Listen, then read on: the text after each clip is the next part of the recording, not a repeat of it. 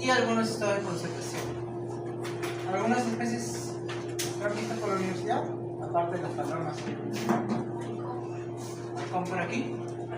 Traían para Las palomas, contra el biológico. La otra, dan cuervos, ¿dónde dice cuervo? Hay algunos que nos llaman cola de caballo. agua de caballo. Sí, otro. Pero pues ahí no son cuervos. O sea, es negro. Es una variedad, pero los cuervos son más grandes. O sea, hay varias especies también. Los cuervos son más grandes. No son como esos chiquitos que también le dicen cuervos. Sí. Otro. Paloma.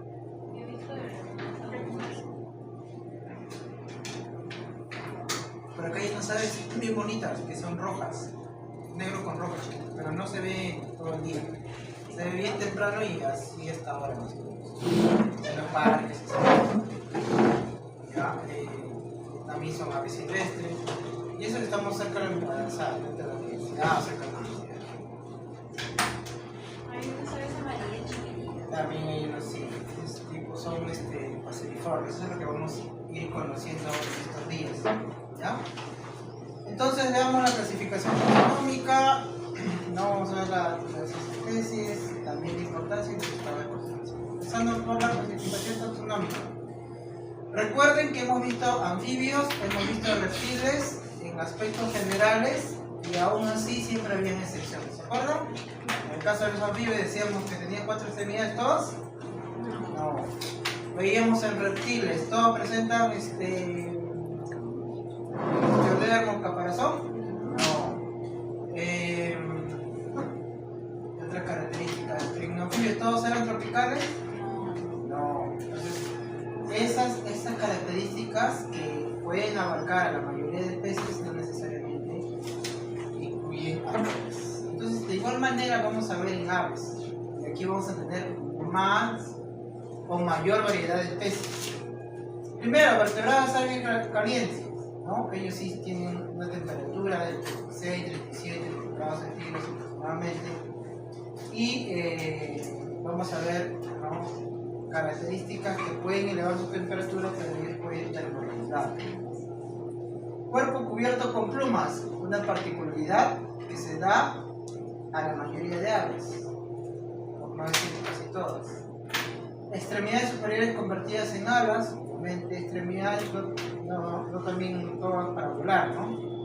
Nadadores también. Extremidades inferiores con escamas y garras, ejemplos.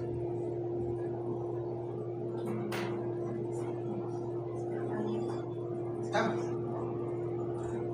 Los gallos domésticos, ¿no? En el caso de silvestres, las rapaces y también los galliformes, ¿no? También de los gallos, ¿no?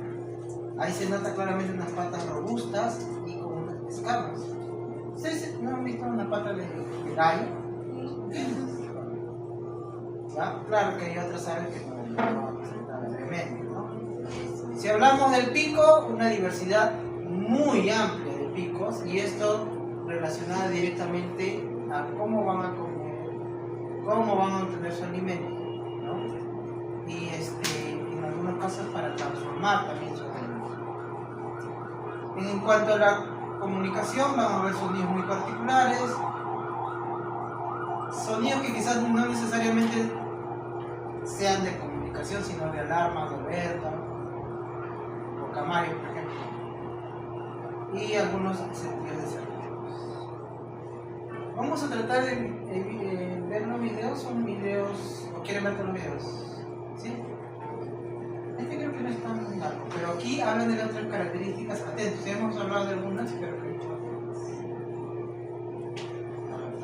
Thing is, in a month, I don't want us to look like Beauty and the Beast. Darling, relax. We have plenty of There are 10,000 species of birds in the world, and more than 10,000 ways for those species to live. So it's not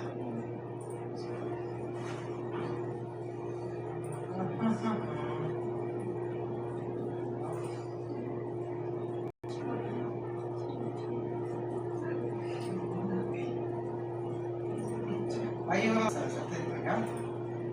find a trait which is truly universal in every single bird species. Flight. Hollow bones. But they do exist. Let's learn some truly universal traits in birds.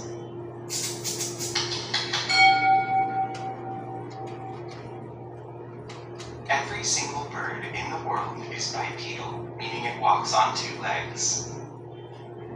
Also, at a very basic level, all birds are endothermic, generating their own body heat, and homeothermic, maintaining a consistent body temperature.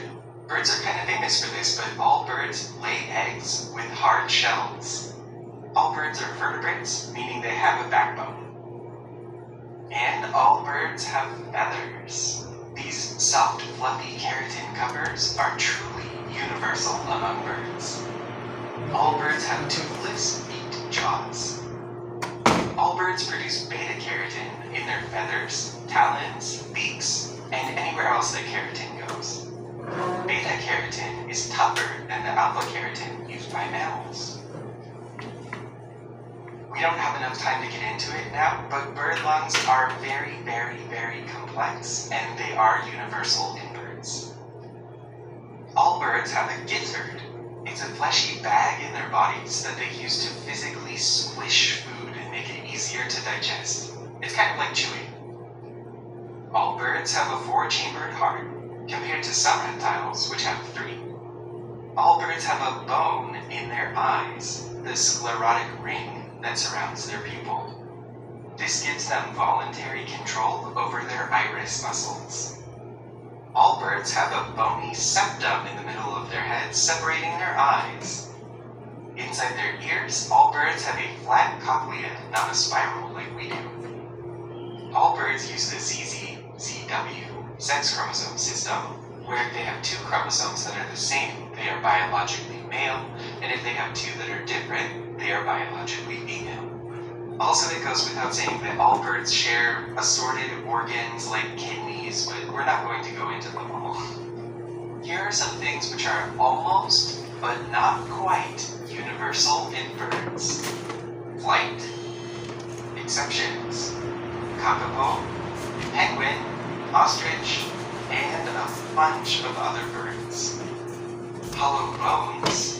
Exceptions, penguins and penguins. Hyperbolic rate. Exception, dusky mania. Good vision. Exception, kiwi. Poorly developed sense of smell. Exception, also the kiwi. Single ovary. Exception, the kiwi again. This one caught me by surprise. Wings. Exception, moa and elephant bird. Both of which are extinct, probably because they didn't have wings, but they did go extinct within human history.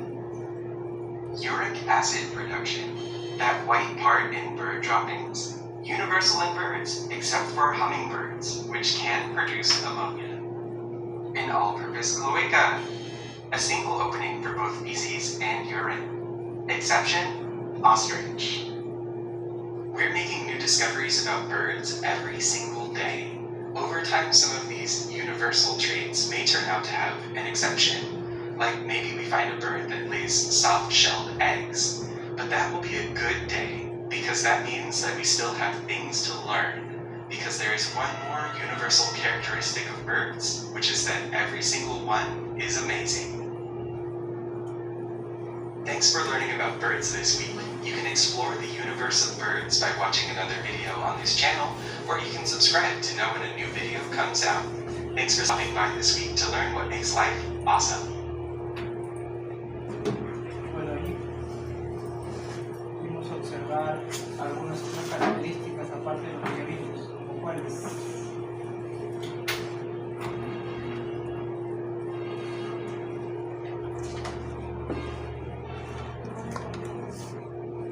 ¿Qué más? Hueso alrededor del ojo. Corazón, cromosomas. ¿Cómo es el macho y cómo es el hembra? Son iguales pero diferentes. Hablando de aves que no podían volar. ¿Qué hubiera varias características. Sí. Como cuál es la parte del número.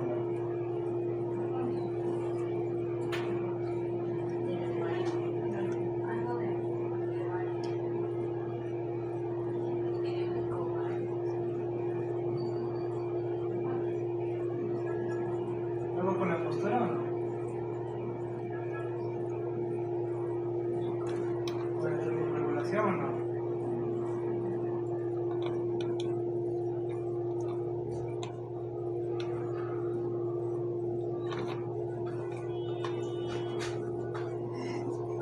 Tienen que estar atentos, ¿ves?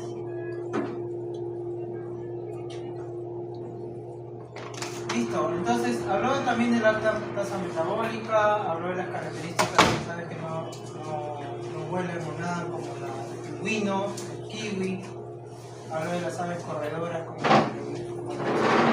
¿no? Y vamos a ver otras características en esta parte que se han mencionado en el video. Mantienen una temperatura constante a pesar de una alta tasa metabólica, ¿ya? Y esto va a ser regulado por los pulmones o por los sacos alveolares que también se mencionan en el video. Vamos a ver en un momento. En cuanto a las plumas, va a ser en relación al desarrollo y algunas características de las aves. Porque va a haber aves que nacen sin pluma y aves que nacen con pluma. Pero una pluma bien finita. ¿No? ¿Ustedes han visto los pollitos cuando nacen? Sí. Salen con una plumita bien delgadita. Después llevan tomando esta forma de plumas esta variedad, ¿no? Otras más especializadas como el colibrí, otras más especializadas como los, ¿has visto los gansos, los patos? Son más complejos. ¿Por qué? Para que eviten el paso de agua al cuerpo, seca el cuerpo. Otras que van a especializarse, que pueden humedecerse, pero tienen capacidad de poder tener un secado en el comportamiento. Todas las características que les digo lo vamos a ver en determinadas especies. ¿Ya? En cuanto a la conformación externa de las aves, de todas las que ustedes ven como coberturas primarias y secundarias, como ven acá en esta parte de aquí. Después tenemos las remiges que están en la parte posterior, primaria en la parte más extrema y remiges pegadas al cuerpo. Vamos a encontrar una parte muy llamativa que se llama alma. Es una forma de una collosidad en esta parte de la punta. Este es un reflejo reminente de los antepasados, que son los dinosaurios. Y es más, hay muchas pruebas genéticas y evolutivas, ¿no?, en relación a las aves, en cuanto a la prehistoria. En otras aves no va a ser tan notorio, pero sí la tienen. Esa callosidad lo tienen. Pueden ustedes buscar, no me acuerdo ahorita el nombre de una ave prehistórica que era, o sea, tenía alas, y ese lado del ala tenía una especie de brazo. Todavía el vuelo era rudimentario, entonces como que volaban extremos y se apoyaban con esos bracitos. Está el álbum. ¿Ya? Es una ave prehistórica, ahorita no me acuerdo el nombre, pero sí es muy conocido, o sea, muy difundida en videos o referencias cuando se habla de dinosaurios. Porque acá, si ustedes pueden observar en el siguiente especie, que es una amazónica, ¿se observa el álbula claramente? No, está más oculta, ¿no? Pero sí la tiene. Acá vamos a ver una parte denominada serie, que está al costado de las narinas, que es como una pequeña carnosidad. Cumple una función cuando, en este caso, en el caso de esta ave, básicamente por comer o consumir frutos, digamos, aceitosos, ¿no?, para no manchar la parte de la cabeza. O también frutos oleosos, lo que llamamos semillas oleosas. Después vemos las escapulares, las coberturas como habíamos visto, las coberturas timoneras que van a orientar el vuelo, las remiges que hemos visto en la parte posterior. Bueno, acá ya vemos unas patas más robustas, a diferencia que todas las aves van a tener estas coberturas, todas las aves van a tener particularidad, a diferencia de la serie que ya estamos mencionándolo, que sí va a ser característico en diferentes especies. mencionó del esqueleto de las aves en el video? ¿Cómo son?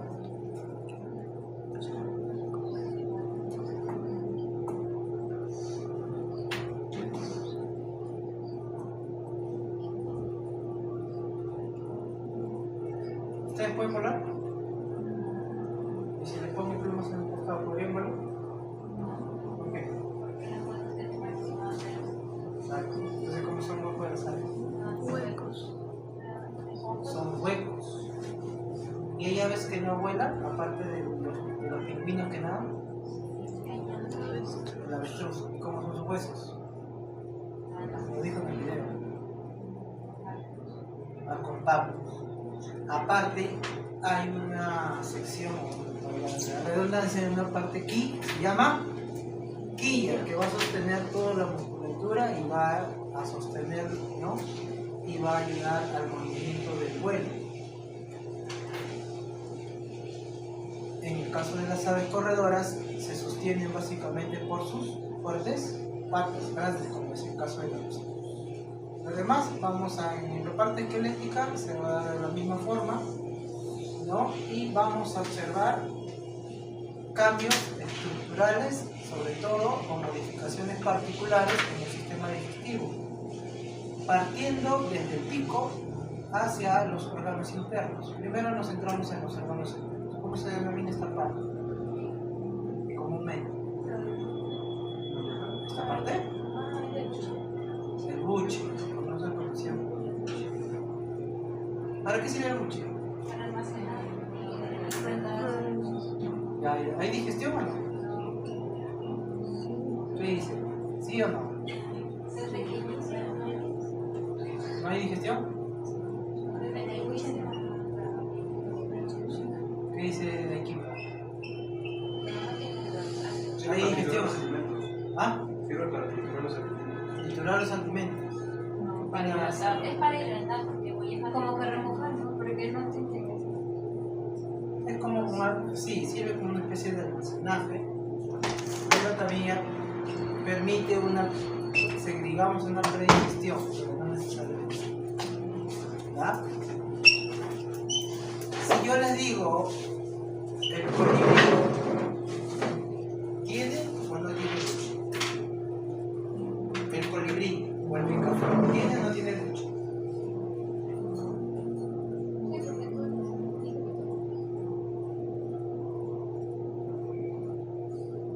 ¿Qué opina Jacobi? ¿Ya estás bien?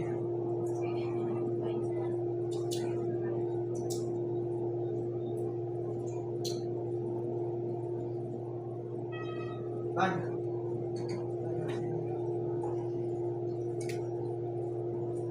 Olivera, ¿no? Olivera. Es correcto lo que dice Guida, ¿no? Todos tienen, pero ellos no necesitan almacenar. Esa parte del buche se ve como que atrofiada, o sea, el cemento está, pero no lo tiene como grave carnívoro, principalmente.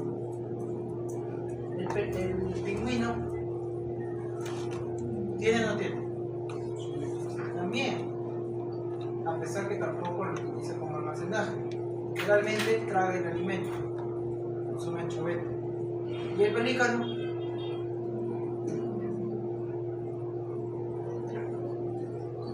Es en el buche, ¿ah? Te confundo. Esa es parte de su pico, es una base de su pico que se llama bolsa angular. Ese le sirve como almacenaje, pero él realmente también lo traga. En algunas especies es bien extraño porque parece que fuera una línea nada más. Y parece que no tuviera. Es una excepción. Muy difícil a veces de identificar. ¿Y el proventrículo para qué sirve?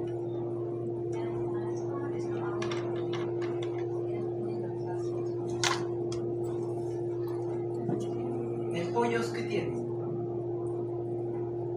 ¿Tiene proventrículo? Sí. ¿Pero qué tiene dentro? Piedra. ¿Para qué sirve la piedra? Para la lectura. Entonces, en el caso de muchas especies granívoras, como comen semilla, sí tienen piedra. otras no. Picaflor tendría que ir.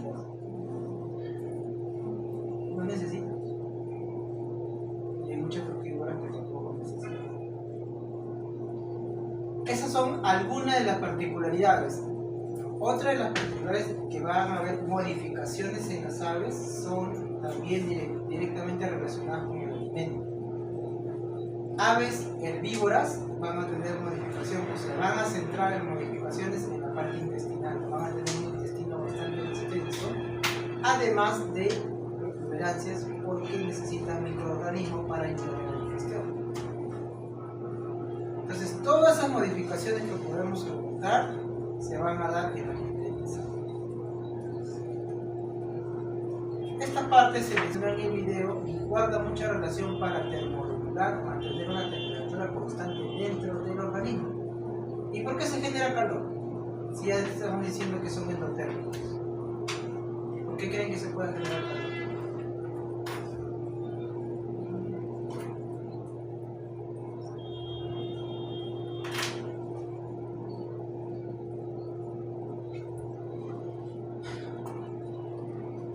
¿Qué creen?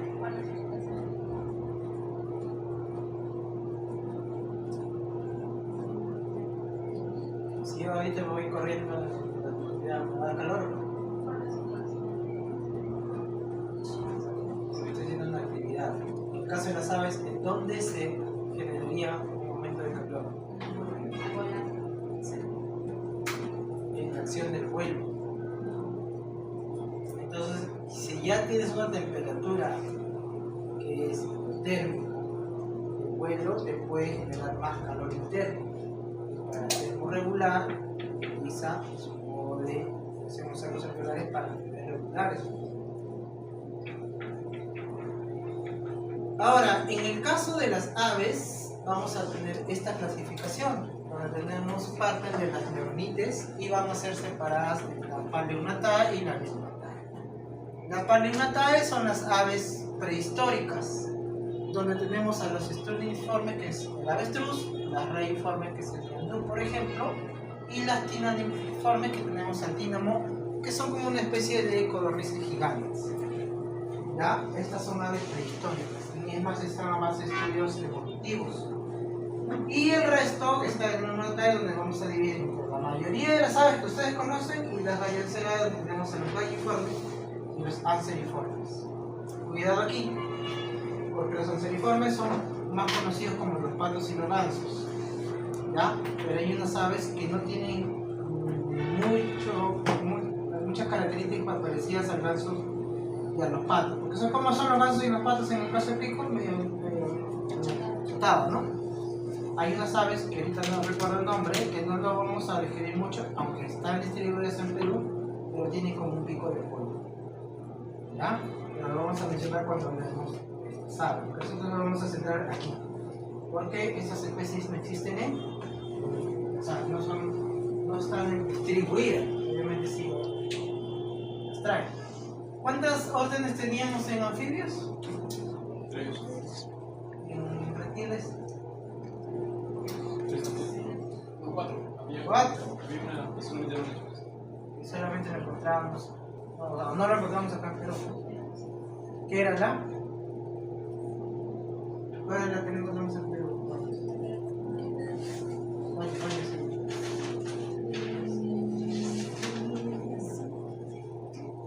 ¿Te acuerdas? Las encontramos en las tótaras. ¿Sí? ¿Tótaras? ¿Cómo era? Rinchocefalia. Exacto. ¿Cuántas especies había? Especies. Sí, lo mencioné en una parte, blanco y negro. Diapositiva 6.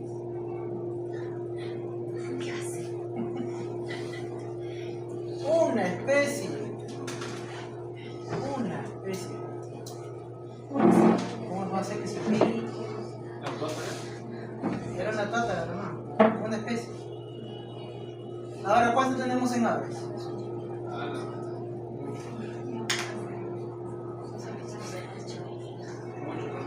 ¿Mucho? Sí, son bastantes. Pero no vamos a ver todas, porque vamos a ver las representativas del Perú. Mencionemos algunas. Falconiformes, águilas. Acá hay una que siempre se confunden en todos los ciclos y ponen en el examen. Pisiformes tenemos a los tucanes, tucanetas y carpinteros. Pisiforme me ponen pingüino, me suena pez. ¿Ya? No es. ¿Ok? Tenemos, a ver, pingüinos son esfeniciformes. Anseriformes, ¿se acuerdan que le dije? Patos, cisnes. Foenicopteriformes, flamencos. Ciconiformes, las garzas, cóndores, buitres, también las cigüeñas. Vamos a ver. ¿Ya? Y las aves paseriformes, que son todas las aves cantoras, gorriones, periquitos, etc. Vamos a ver en las siguientes semanas. Hoy vamos a hablar de características generales. 11.000 especies aproximadamente a nivel mundial. Perú con 18% de país megadiverso. Esto también lo vimos en la primera clase. Este es un libro bastante interesante que está en inglés y está en español, obviamente realizado por investigadores americanos y también peruanos, pero en mayor parte americanos, donde cuenta, en ese libro identifican a 1718, es un poquito antigua, pero muy didáctica porque te da la fotografía de las aves en estado juvenil. Muchas veces tienen características diferentes a las de un adulto, ¿verdad? Como coloraciones específicas, ¿verdad? Entonces, sí es interesante que lo cuenten. Es endémica 120 y categoría de amenaza 117. Importancia de las aves. Eso es lo que les decía, ¿ves? Características ya de adulto. Por ejemplo, acá vemos una base ocular medio tono azulado y un pico medio rojizo y anaranjado, ¿no? Ya eso cuando el animal llega a adulto. Cuando es joven puede ver marrón oscuro y puede confundir con otra especie. Entonces, esas son algunas de las características que se dan en determinadas especies. Como importancia tenemos controlador de plagas. En anfibios eran artrópodos también, en reptiles eran artrópodos, insectos también y roedores, ¿no? También como plagas.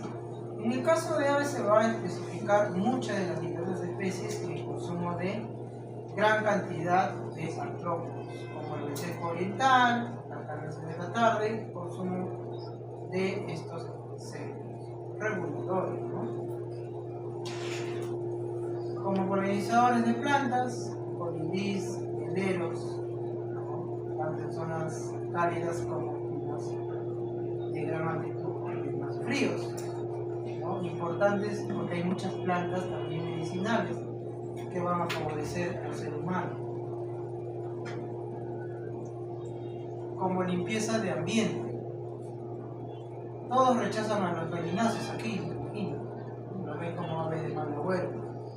Acá en la ciudad de Lima principalmente son los que van a mantener zonas limpias, porque se van a comer carne por putrefacción, restos de comida, ¿no?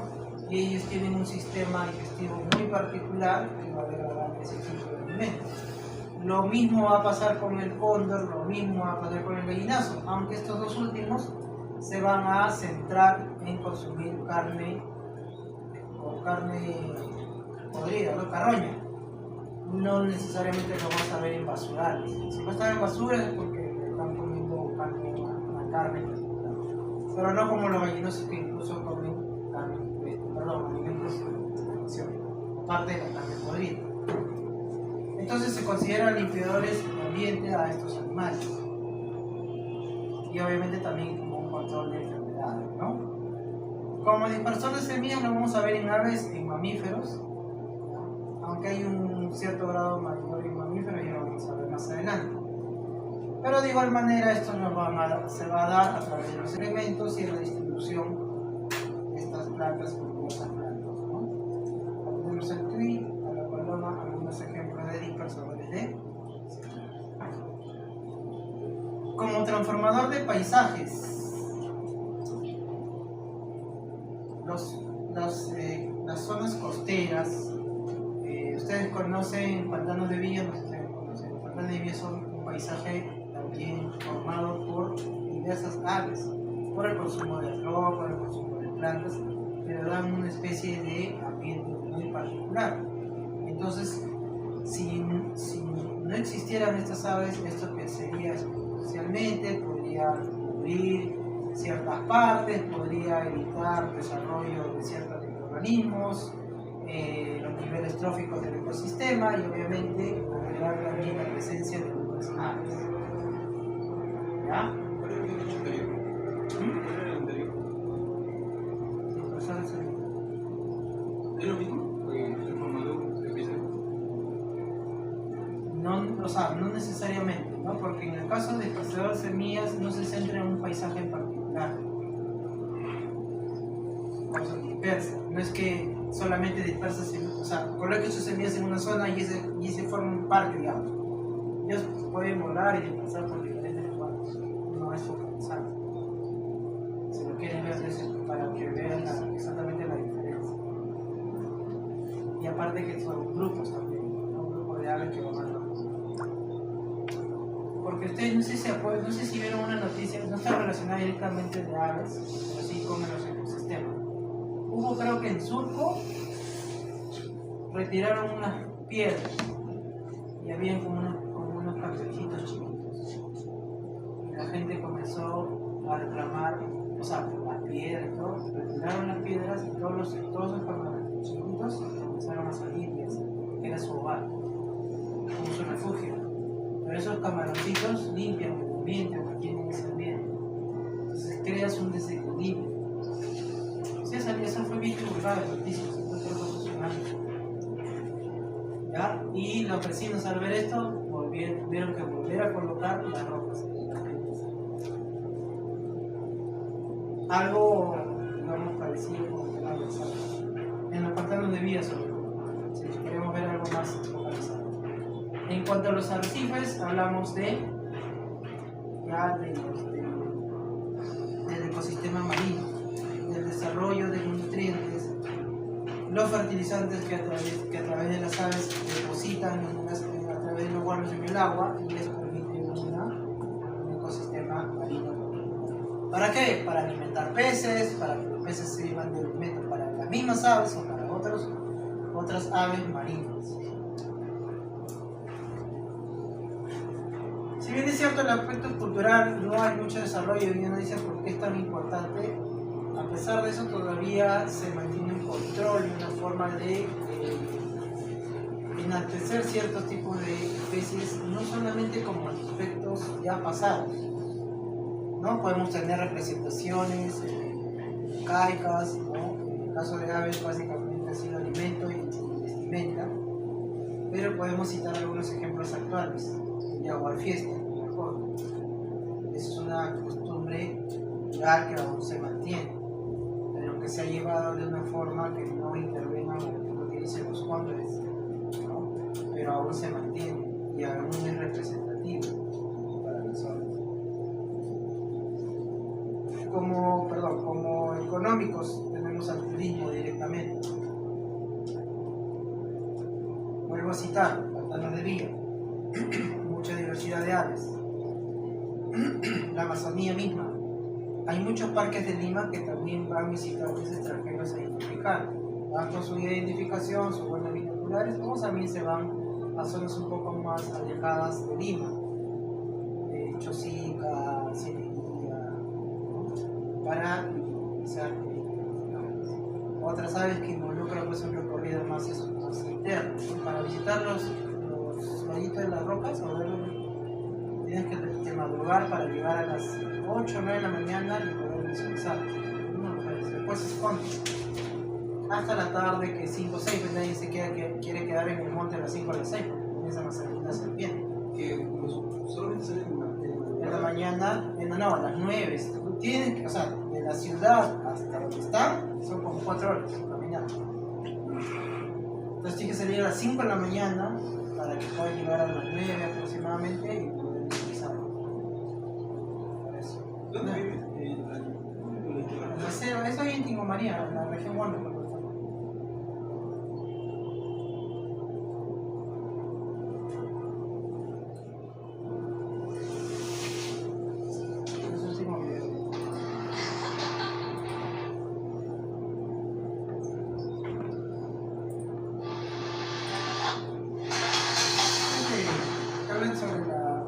la biodiversidad.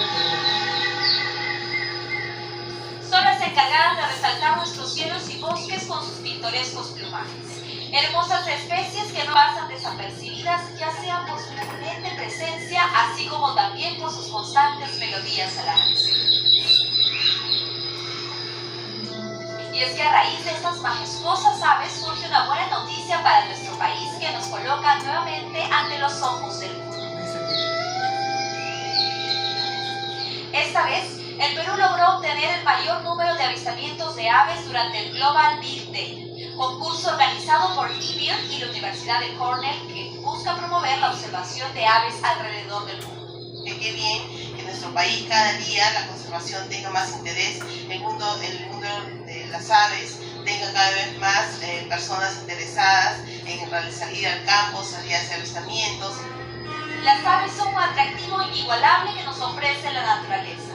En aras de apreciar su belleza y comportamiento en su hábitat, es que se origina la actividad del avistamiento de aves, que se convierte en una forma divertida y educativa de hacer turismo. Para nosotros es un logro muy importante que el país haya obtenido este primer lugar en este Global Bird Day que recientemente se realizó.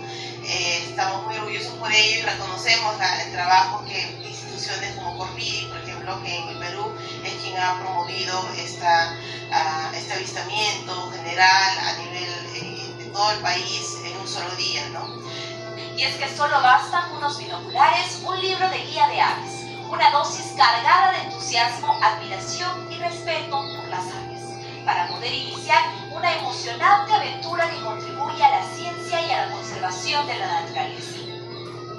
Inspectores del Ministerio de Agricultura y Riego del Servicio Forestal de Fauna y Silvestre están más que contentos con estos alentadores resultados, que nos motiva a seguir trabajando en favor de nuestra biodiversidad. El MINAGRI, a través del CERFOR, está llevando a cabo varias acciones relacionadas con la conservación de especies, por ejemplo, a través de los planes de conservación de especies amenazadas, que recientemente ha sido aprobado el plan de conservación del cóndor. Adicionalmente a ello, estamos trabajando, por ejemplo, con especies migratorias, que son especies importantes, también claves para la diversidad biológica, que suponen un componente importante de la diversidad biológica. Cabe destacar que el triunfo del país ha causado gran satisfacción a todos los miembros de la comunidad ornitológica y observadores de aves en el Perú.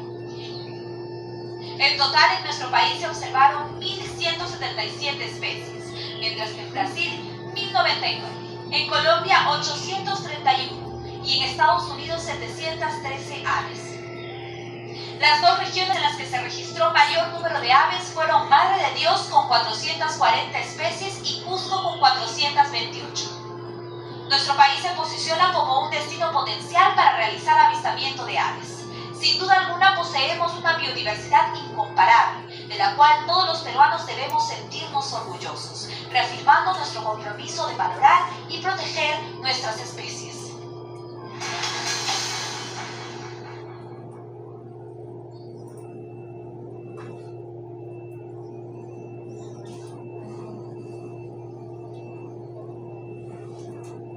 ¿Se acuerdan de los gallinazos? ¿Qué consumían los gallinazos? Residuos muertos. Y también residuos de comida, ¿no?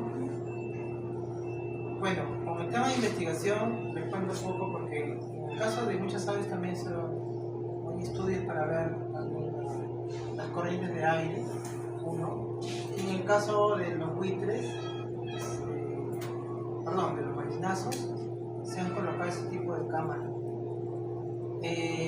Esto ayuda a identificar zonas de basura en Lima, que normalmente no son centros de acopio. Entonces, como ellos se alimentan de la carne molida, de los residuos de basura, rompen las bolsas, etc. Entonces, cuando ha sucedido esto, se han entrenado los gallinazos para ayudar o identificar zonas que no están autorizadas para el acopio de basura. Otro es como también en respuesta a los cambios de ambiente, ¿no? Sobre todo de aves resistentes. Entonces, ¿qué características tienen las aves en general. ¿Qué hemos visto? Bípedos. El huesito de su oído, pues no es así tipo carcoso. Bien, ¿qué más? ¿Todas? Voladoras. Las voladoras. Las voladoras no. Bien, ¿qué más? Todas tienen mucho, perdón, que unas son desarrolladas. Pueden tener las afiladas. ¿Qué más? ¿Son ectotérmicas? No, hay un término. Endotérmicas.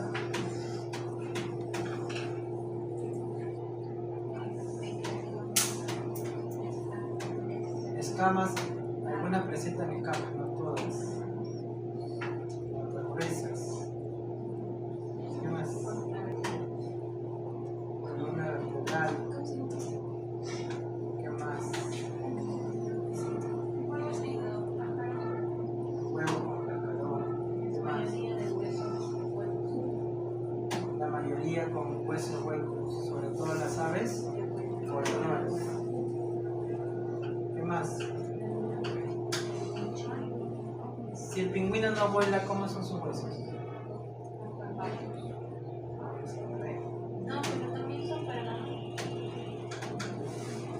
Pero se tiene una ligera, no así, no son tan huecos como las aves de piel. Eso de los huesos huecos, siempre lo escuché, nunca lo entendí. O sea, que los huesos huecos, o sea, es como un lapicero. No, no, como porosos, como si fueran poros. Tiene huequitos. No, como si tuvieran burbujas dentro. Algo así. Ah, No es que sea hueco así vacío. No es que sea hueco vacío. O también, claro, pero es más como que poroso. Sobre todo en las aves especializadas. Este es de alto vuelo, vamos a ver estas explicaciones.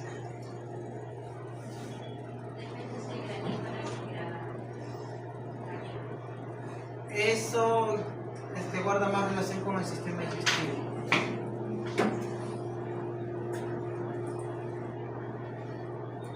¿Preguntas? ¿Dudas? ¿Están listos para responder? Ok.